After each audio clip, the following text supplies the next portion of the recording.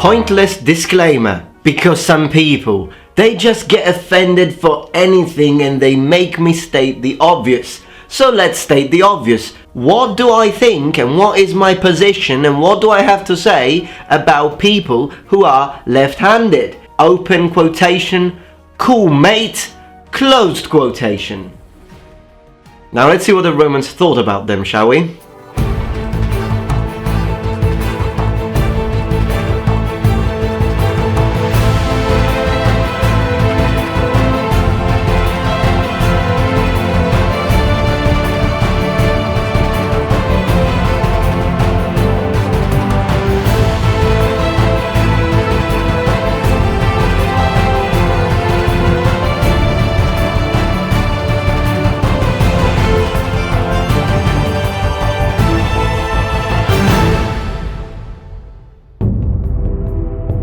Hello number ones, welcome back to my channel. This is the Metatron speaking. Today we're going to talk about left-handed people, particularly left-handed people in ancient Rome. Now I've been asked this question by one of you on Facebook actually, and I thought it could be an interesting topic to discuss. We could find some interesting information about the Romans. The first thing we have to say is that things actually changed, because as I often say, when you say Roman time, ancient Rome, we are talking from the kingdom to the end of the late empire. So it's a huge amount of time. And of course, things changed. Now, in early Roman times, the left side retained a favorable, a positive connotation. In fact, it was linked to the early Roman priests, the augures or the augures, who proceeded from the eastern side. But with time, particularly reaching classical era, the left as a concept became or started to gain a negative meaning. Now this negative meaning and negative connotation can be, linguistically speaking I'm talking, can be traced and found even in Romance languages, and it actually went all the way through to English. Now if you think about it, in English you've got two words which are linked to the original Latin words, which are the word dexterity, and even the word ambidexterity shows a bias towards the idea of having two right hands. On the other hand, the English word sinister comes from the Latin word for left. So what is the definition of sinister? Well, it's a definition of something ominous, something threatening or portending evil. Now the same meaning is found in Italian, for example, because in Italian the word for left is sinistra, the word for right is destra. Now what's interesting is that sinistro as an adjective has the exact same meaning as in English, and the word for clumsy in Italian is maldestro. So mal meaning evil, negative, and destro right, meaning a wrong right would be a negative thing, because a right thing is a positive thing.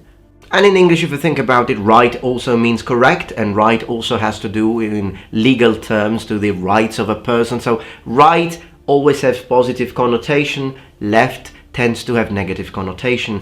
The word for left and the word for right in Dutch also have pretty much the same concept and basis of what you have or what you encounter in English. In Romanian, the word for left is linked to the Latin word stancus, which means tired, and in Italian again, stanco means tired.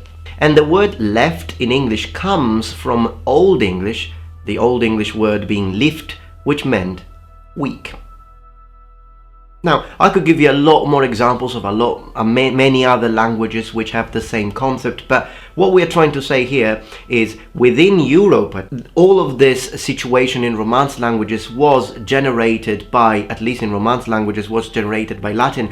But where did it originate from? Well, it most likely originated from Greek, ancient Greek. So most likely the Latins took the negative connotation of left from the Greeks. So why did the Greeks have it? Well, how did the Greeks fought? Well, the Greeks fought using phalanx. Now, in a phalanx formation, what happens is that you've got a warrior using a dori, a lance, and a aspis or oplon, a shield, right? Now, the shield is held with the left hand, the weapon is held with the right hand.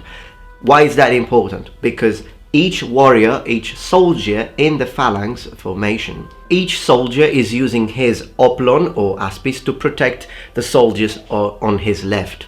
So if you switch, okay, and you have a left-handed person, left-handed warrior, carrying the shield on the right, the phalanx is not going to work. So soldiers in ancient Greece had to learn to use the weapon with their right hand, even if they were left-handed. Now, how did this get carried into Rome? Well, early Roman warfare was exactly a photocopy of Greek warfare. The weapons, the armaments, the helmets, and the phalanx as well were all used and copied from Greece. Now, the reason why the Romans eventually stopped copying the Greeks and started developing their own manipules and their own ways of war is because you have to consider that phalanx works perfectly in Greece, in the beautiful plain lands that they would choose with grass and everything, where you can, but the sort of terrain you had in Italy, sometimes rocky, uneven, it doesn't really work well for phalanx formation and phalanx warfare. So the Romans changed it, but they still kept the idea of a left-handed soldier is a problem, so to speak. Now, as we move to Republican times and as we move to imperial times, here comes the debate, because some people say that the still concept applied and Roman soldiers were forced to learn, even if they were left-handed, were forced to learn to use the gladius with the right hand, because otherwise in a tight formation it would have been a problem. Now you have to consider that the scutum, though, is the function of the scutum is very different to the function of the oplon or the Greek aspis, because the scutum is protecting the soldier who is using it. It's different. You're not using it to protect the soldier on your left.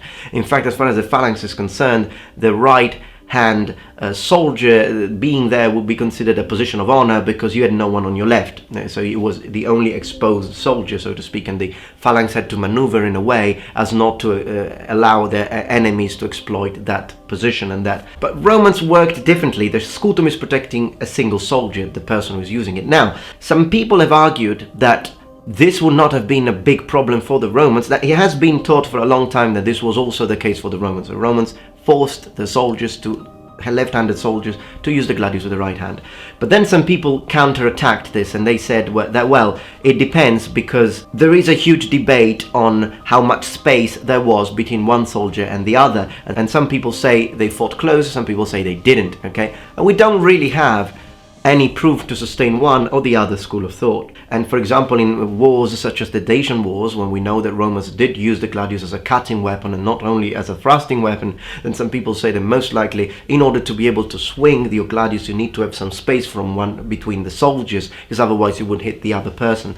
So, well, all of this is impressive, it's interesting, but here is my opinion. Whether you have space between the soldiers or not, I still think that Roman left-handed soldiers would have been forced to use the gladius with the right hand. Why? You have always scutum and the sword retracted, scutum and the sword retracted, scutum and the sword retracted. But if one of these soldiers switches that, okay, then what you have is scutum, sword retracted, scutum.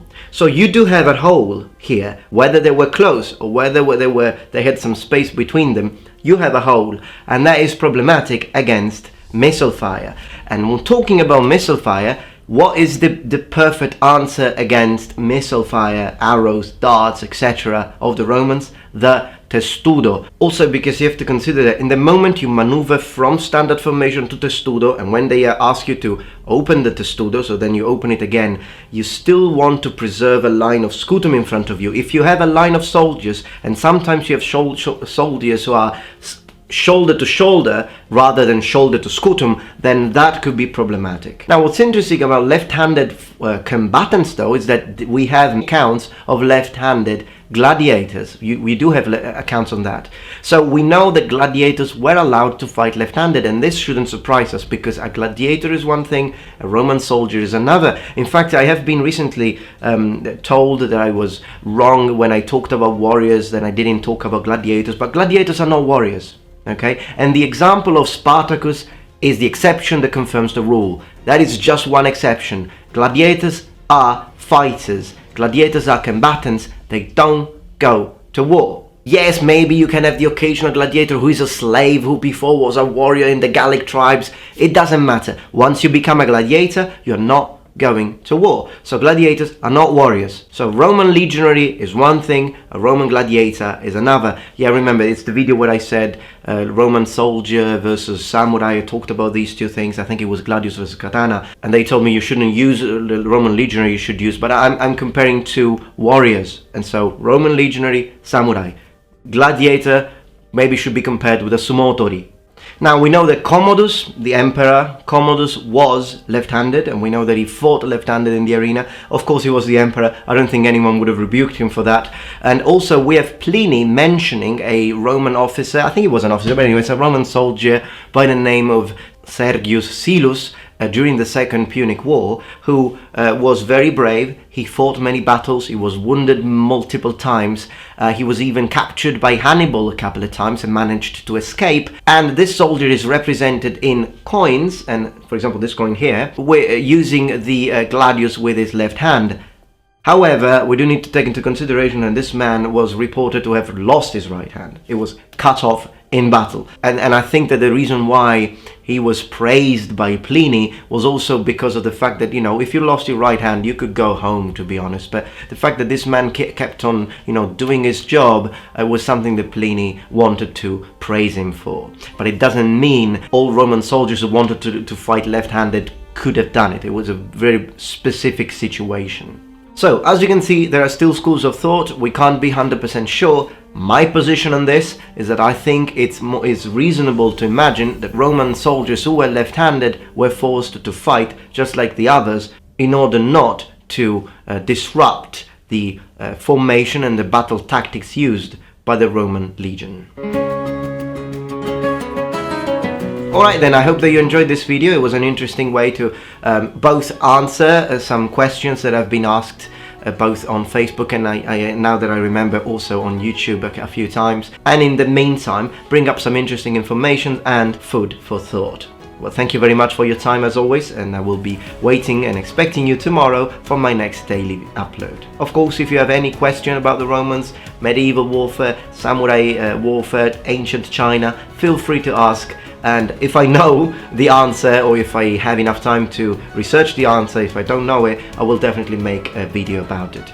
Thank you very much for watching, and remember, the Metatron has spread his wings. Goodbye.